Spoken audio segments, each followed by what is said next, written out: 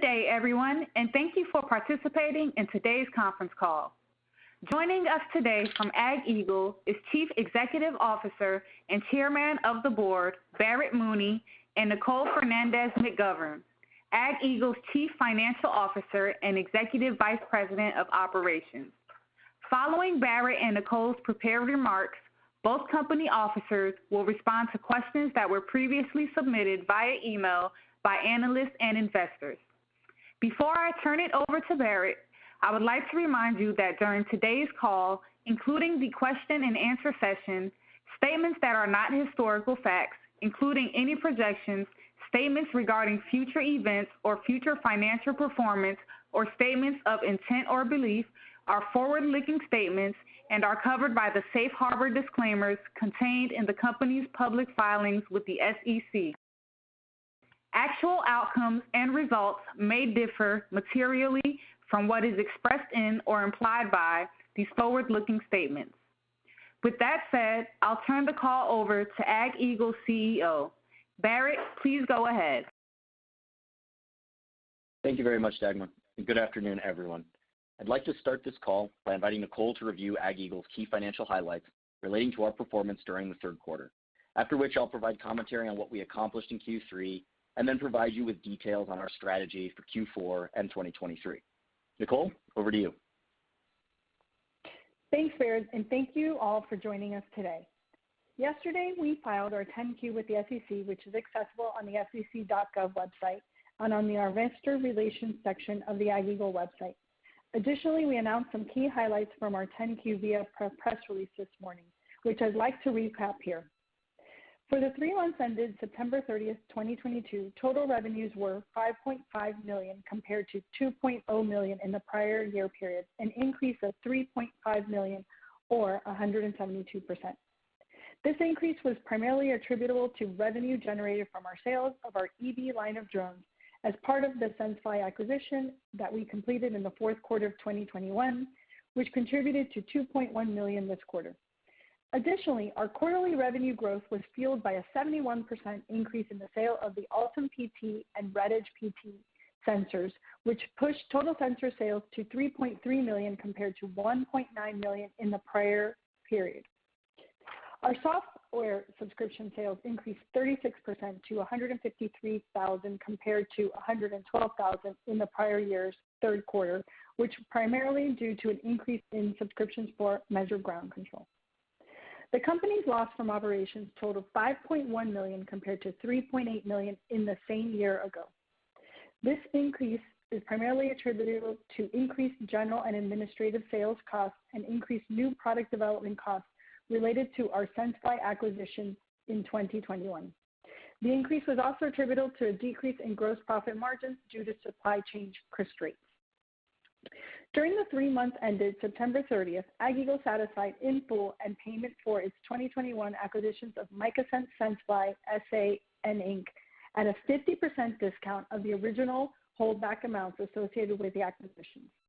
As a result of this accomplishment, the company realized a gain on extinguishment of debt of $6.5 million, which helped drive a significant increase in net income, rising to $1.7 million compared to a net loss of $3.8 million reported for the same 3 months in 2021. After factoring a foreign currency cumulative translation adjustment and accrued dividends on our Series F preferred stock, offset by amortization of unrecognized periodic pension costs in the 3 months reporting period, September 30th, 2022, AgEagle's total comprehensive net income attributable to common shareholders was $1.3 million or 1 cent per share compared to a loss of $3.8 million or 5-cent loss per share. Now looking up at the results for the first 9 months of 2022, total revenues climbed $14.6 million, up 158% to $5.7 million when compared to the prior year period. As part of the SenseFly acquisition, which occurred in the fourth quarter of 2021, the company recorded incremental revenue for our EV drones of $7.9 million, which were not included in the prior year financials. Again, due to strong global demand for the Altum PT and Red Edge P, total sensor sales increased 19% to $6.3 million compared to $5.3 million in the prior year period. Revenues from software subscriptions increased 33% to $480,000 compared to $360,000 in the prior year period. The improvement in SaaS subscriptions was largely attributable to a 207% increase in SaaS software subscriptions for Measure Ground Control, which saw sales rise to $389,000 from $127,000. Offsetting the increase was a decline in SaaS subscription sales of Hemp Overview, which totaled $91,000, down 26% from $122,000. Due to the higher general and administrative R&D and sales and marketing expenses associated with our acquisition of SenseFly in 2021, loss from operations increased to $18 million from $11.6 million. Our net loss for the first 9 months of 2022 was $11.5 million compared to a net loss of $11.4 million for the first 9 months of 2021. After accounting for the foreign currency cumulative translation adjustment and accrued dividends on our Series F preferred, offset by the amortization of unrecognized periodic pension costs, total comprehensive loss available to common stockholders totaled $11.8 million, or a 14-cent loss per share. Our cash position as of September 30, 2022 was $5.3 million compared to $14.6 million at the end of 2021. In addition, stockholders' equity increased 15.3% to $88.3 million as of September 30, 2022, compared to $76.6 million at the end of 2021. During the first 9 months of 2022, the company raised total net proceeds of approximately $14.6 million in its financing activities, including $4.6 million through its at-the-market offering with co-agents Stifel and Raymond James, at $9.9 million through a registered direct offering with an existing institutional investor. Now, I'll pass it back to Barrett to go over the operational highlights and a review of our strategy moving forward. Go ahead, Barrett. Thanks, Nicole, and hello, everyone. We had an exciting quarter here at AgEagle, highlighted by the strong demand we received for both our EV drones and our Ultim PT and Red Edge P sensors. Through the congregation of our core channels, we generated another strong quarter of net revenue growth. By attending and presenting at several trade shows, including the Commercial UAV Expo in Las Vegas and the Intergeo Expo in Essen, Germany, we drew attention from operators within industries like construction, energy, and utilities, just to name a few, expanding our overall sphere of influence across a broad audience. We've also achieved a significant milestone on the regulatory front, with our EV drones becoming the first and only unmanned aerial systems approved by the FAA for operations over people and over moving vehicles in the United States without the need for a waiver. I'm very proud of what our team has been able to accomplish over the quarter. We are beginning to see all their hard work culminating together into tangible results. Let's dive into our specific segment updates, starting with our fixed-wing drones. Our EB line is a strong contributor for us this quarter, in part fueled by the demand we've received since being added to the Department of Defense's Blue UAS cleared list. Since we were added to the list in May earlier this year, we have sold over 50 EB tacs to the U.S. government with strong continuous demand in our pipeline. We've also very recently began a partnership with government contractor Darley to further reach into the U.S. first responder and tactical defense markets. Darley is a leading supplier of training and material support to the U.S. Department of Defense, and we believe this partnership will significantly bolster our penetration into government applications by leveraging Darley's expertise in the space. Citing our new FAA approvals as critical to tactical, search and rescue, and firefighting missions, Darley looks to supply our EB tacs to safety and defense professionals worldwide as we open up additional revenue opportunities through our increasing competitive advantage. This is an exciting market opportunity for us.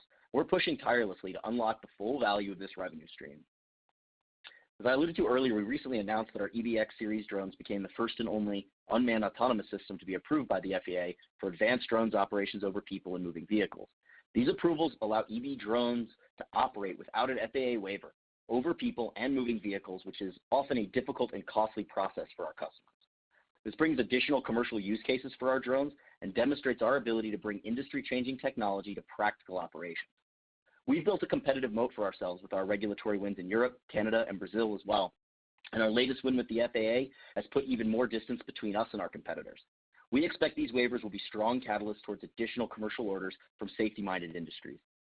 Our fixed-wing segment is on a solid growth trajectory, and our results this quarter give a glimpse of the potential we believe our drones have.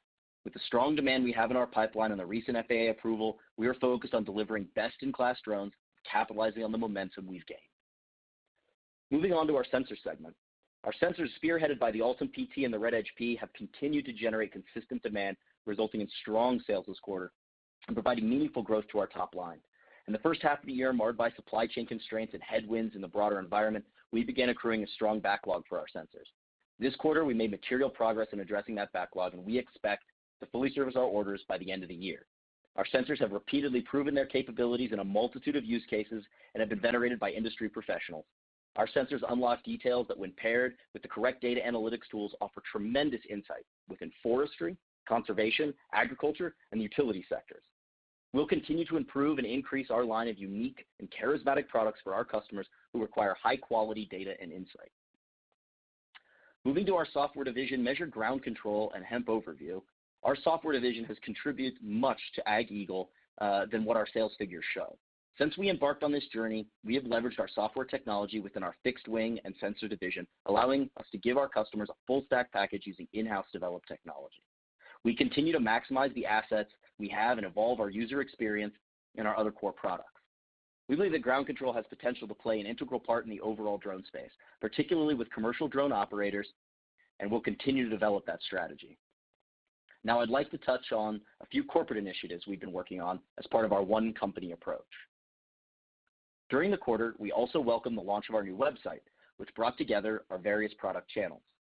As mentioned in previous call, our newly designed website is a better reflection of our core offerings and shows our path towards being a full stack autonomous drone solution. As we begin to introduce next generation products into the marketplace, our website will serve as the main hub for our product communication. If you haven't checked it out already, I highly recommend visiting the site to learn more about our market offerings and how we are supporting customers across a broad portfolio. As part of a brand unification, we have identified several opportunities to optimize communication and cost efficiencies throughout our global team.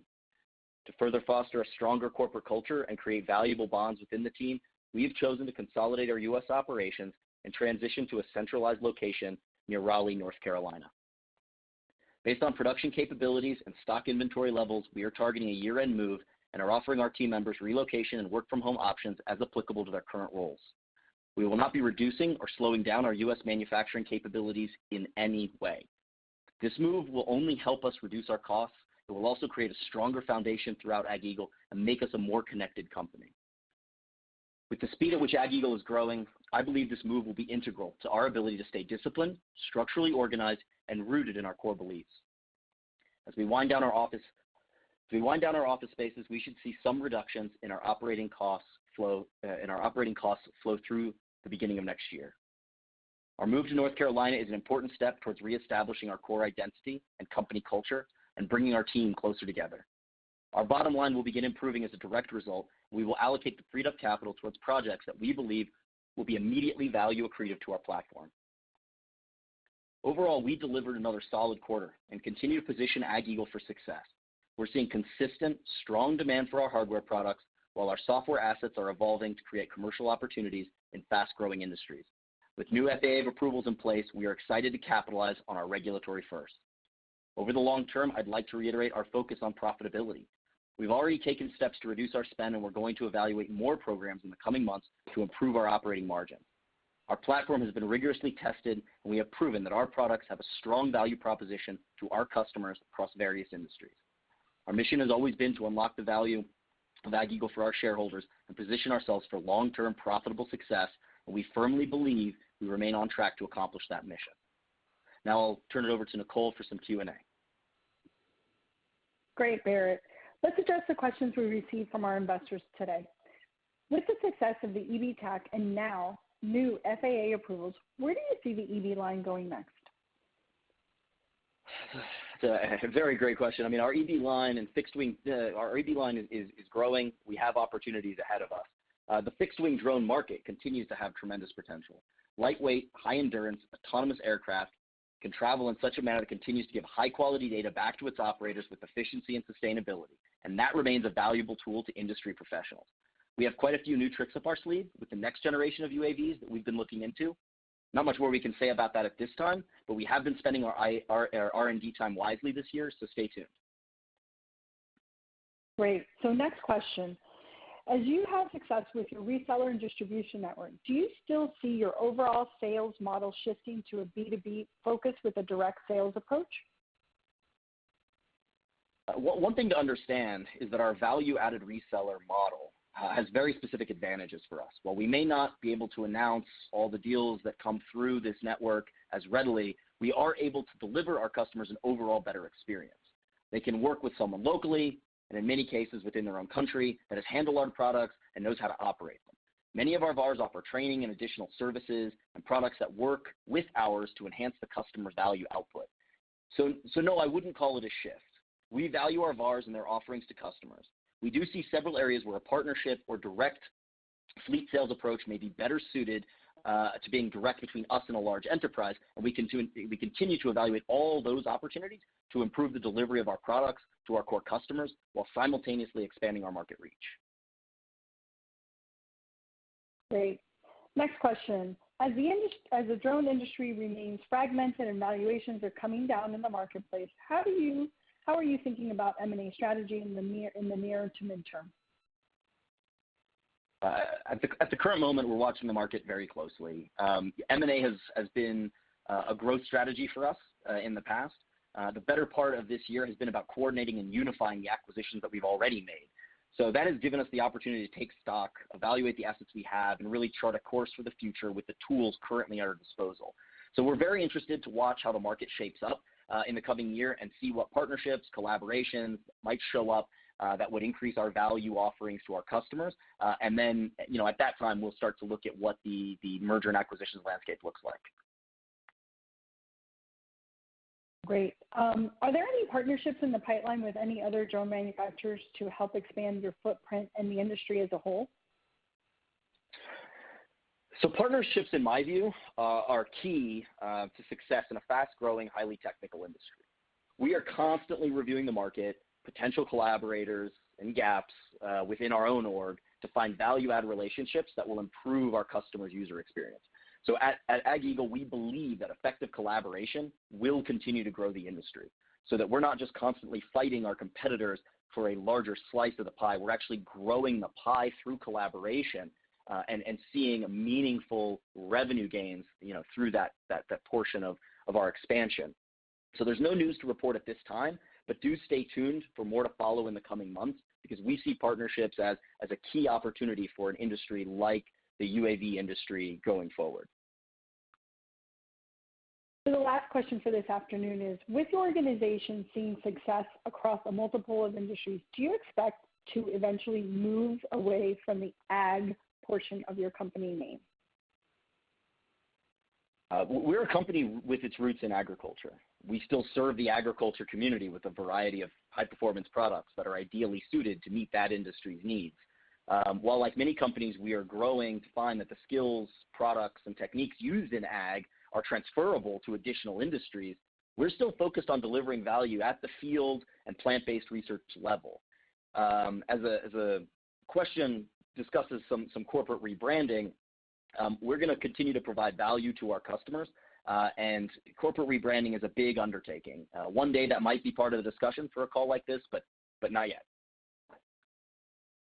Great.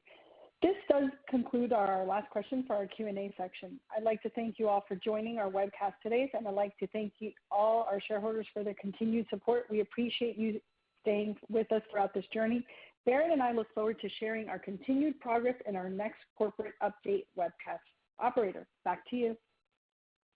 Ladies and gentlemen, this does conclude today's teleconference. You may disconnect your lines at this time.